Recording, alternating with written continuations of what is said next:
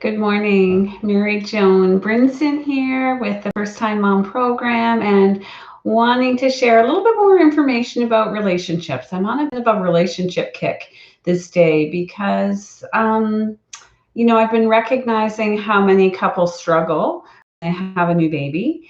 And I think people can feel really alone in that struggle, especially because you hope to feel really close and, have lots of warm, loving feelings. And if you find yourself feeling kind of annoyed or frustrated with your partner, it's not what we envision and certainly not what we want when we're bringing our baby home. But, think about it. It's like everybody is so tired. You probably have not had 2 seconds to yourself.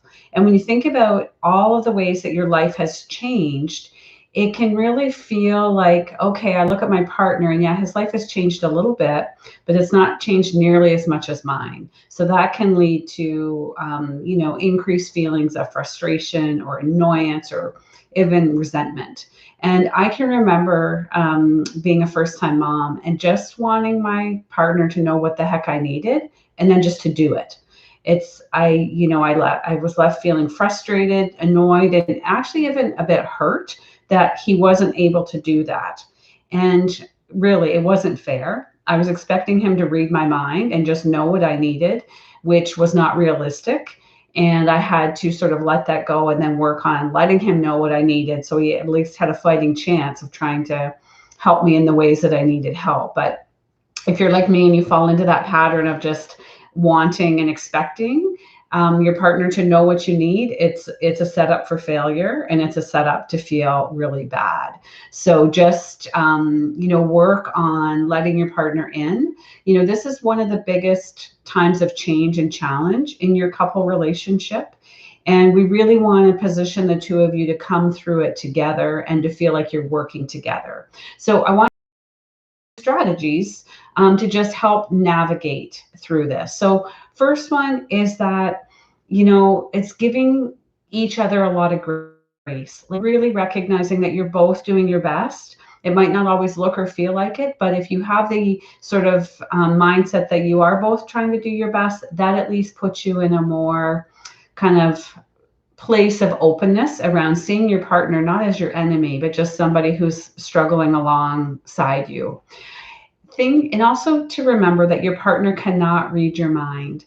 So we have a responsibility in any relationship to be clear about what's going on for us and what we need. So it's creating the opportunity for both you and your partner to be able to open up some of that conversation about, like, for each of you, what's going on and what each of you need to be able to get out of that place of thinking that the other can just magically read your mind. I think something that can make a big difference in terms of coping is trying to make sure that you're each getting a longer stretch of sleep, at least on some kind of regular basis. If it can't be every night, then maybe every other night or every third night. But getting a bit more sleep is going to dramatically increase your ability to cope just generally. So then having conversations is obviously a little bit easier if people are just able to cope a little bit more because they've had some more restful sleep. And really needing to understand that you and your partner are a team. And one of the struggles I see with so many of the couples that I work with is that they have lost the ability to function as a team. So therefore, everything becomes a battle. So if you and your partner can really sort of hold on to that framework that we're a team, that it's our job to figure out how to manage life and manage our family together, it just creates a different way to position yourself and a different way to think about your partner as an ally. And that, yeah, we might be having a struggle, but he or she is my teammate and we're going to find our way through this. And lastly, if you find yourself having the same argument over and over again, there is nothing more frustrating. There is nothing more kind of just leaving you sort of with this hopeless feeling. And if that's the case, know that you're not alone. It's really normal for couples to get stuck having the same kind of fight over and over again. But it often means that some support or intervention might be needed to help you get unstuck. But know that help is out there. And accessing even a few sessions of couple therapy may help you get unstuck. And when we think about it, your relationship with your partner is one of the most important relationships. And in my opinion, it's one of the best gifts that you give to your children and your family is to be able to model what a good, healthy, stable relationship looks like.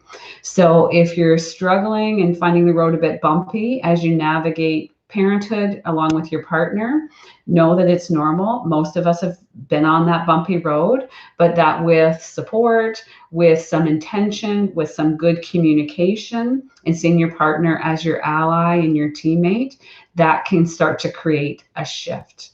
I hope you found this information helpful today, and I will look forward to being back with you soon to share some more tips and strategies to help navigate these early days and weeks and months of parenthood. Bye for now.